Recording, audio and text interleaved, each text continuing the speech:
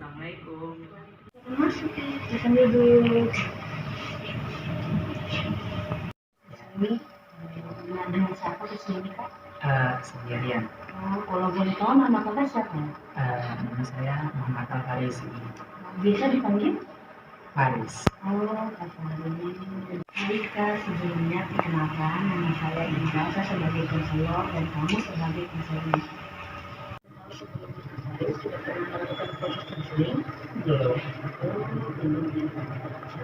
Karena Kak Faris untuk melakukan sesi konseling, saya akan menjelaskan sedikit saja tentang konseling. Baik, konseling ini jadi konseling atau penyembuhan yaitu proses pemberian bantuan dan hubungan pribadi dilakukan secara terbuka dua orang yang mana konselor yaitu saya dan kamu sebagai konseling. Jadi sebelum kita memasuki proses konseling, saya akan menjelaskan tiga asas. Yang pertama, ada asas kerahasiaan, yaitu di mana nanti semua cerita kakak itu akan dijamin rahasia, hanya yang mengetahui saya, kakak dengan Allah saja. Terus yang kedua, ada asas kesukarelaan. Jadi di asas ini saya ingin bertanya, kakak datang ke sini atas kesukarelaan atau ada paksaan begitu? Kesukarelaan. Asas yang ketiga yaitu asas keterbukaan. Jadi di asas ini kakak harus terbuka ke saya dan kakak bersedia menerima saran-saran dari saya, bisa? Bisa. Baik.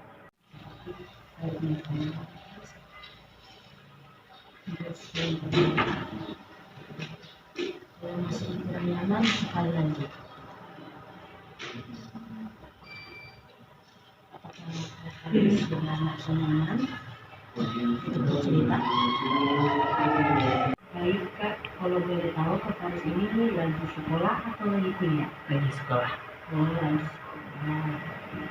Jadi di sini saya akan memberi Kak Faris waktu 15 atau sampai 25 menit. Apakah itu sudah cukup? Ya, sudah cukup.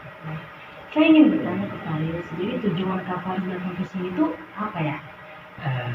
Untuk konseling kepada kakak dan untuk menyelesaikan permasalahan yang ada di dalam pribadiku juga. Oh, gitu. Apa yang kayak ini Kak Faris?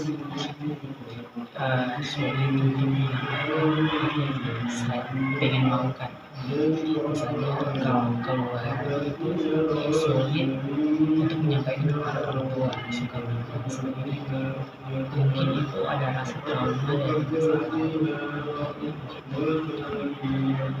dan masih banyak juga lagi sih. Kakak di sini merasa kakak itu tidak diterima. Tadi kan juga saya mendengar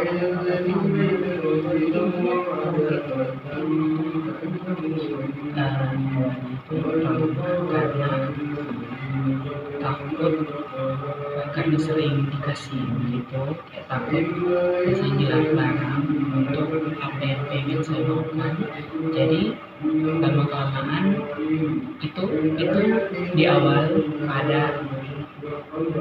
pandemi.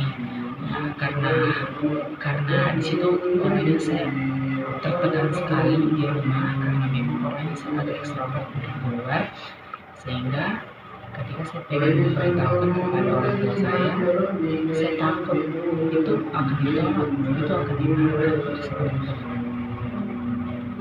kan ada dampaknya tidak di permasalahan kakak ini? Ya, banyak sekali dampaknya.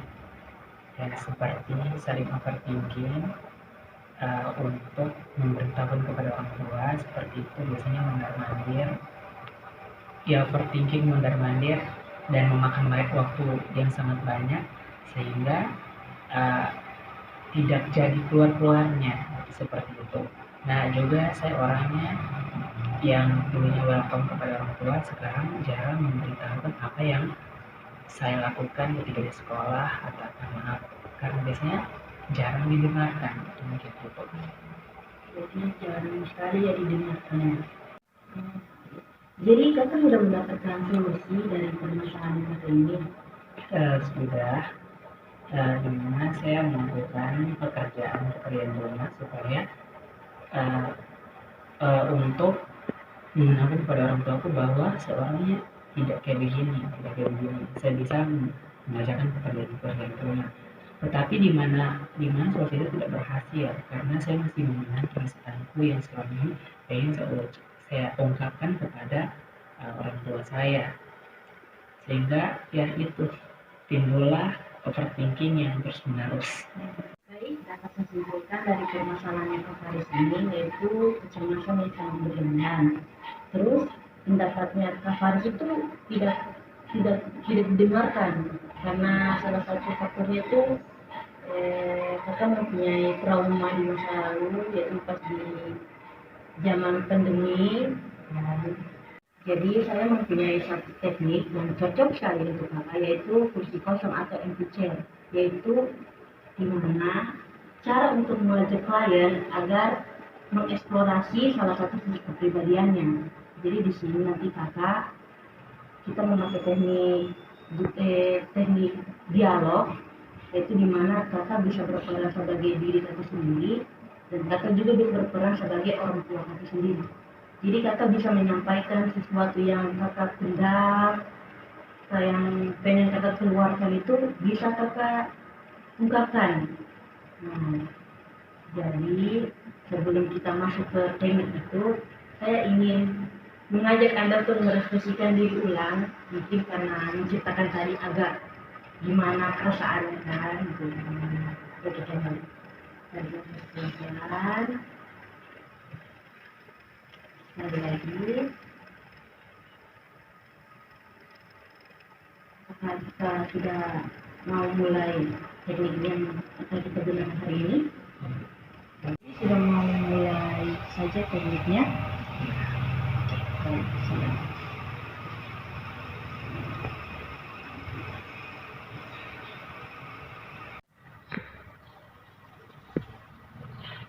Kayaknya saya belum siap melakukan ini.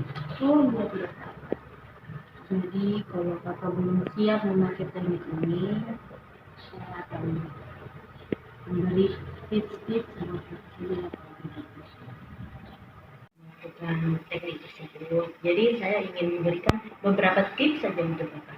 Yaitu pertama, menulis jurnal.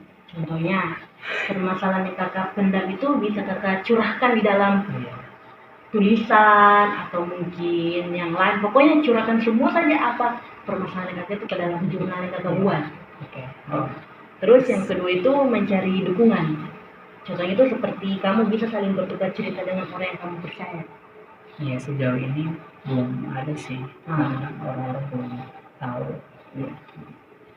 Terus yang keempat, lakukan hal-hal yang kamu sukai supaya kamu bisa lupakanlah sejenak itu permasalahan. Terus yang terakhir itu melakukan hal-hal yang baru. Mungkin kayak kamu bisa melakukan hal-hal yang baru kayak saya harus keluar dari fase itu. Karena di fase itu saya cuma sakit kepala, tambah sakit terus, suka berbohong, apa. Jadi kayak melakukan hal-hal yang baru saja. Jadi setelah melakukan tips-tips ini, mungkin bisa jadi kakak kecemasan berlebihan itu kayak mulai berkurang lah. Jadi seperti lihat tips dari saya. Terima kasih buat Kak Faris sudah mau datang ke ruang konseling saya. Jadi ada lagi yang mau disampaikan lagi? Jadi bagaimana perasaan kakak saat setelah melakukan konseling sama saya? Alhamdulillah sudah agak baik. Baik Kak Faris, sekian dari sisi konseling hari ini. Kalau begitu konseling hari ini saya tutup. Terima kasih Kak.